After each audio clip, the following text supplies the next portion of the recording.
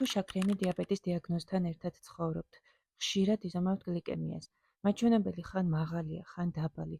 მონაცემები გაქვთ, მაგრამ ვერ ხედავთ საერთო სურათს. არ ჩანს კავშირები, მიზეზები. როგორც ენდოკრინოლოგმა ვიცი, თუ რა მნიშვნელოვანია საერთო სურათის დანახვა სწორი ანალიზისთვის, შეცდომების ამოსაცნობად და სტაბილური შედეგების მისაღწევად.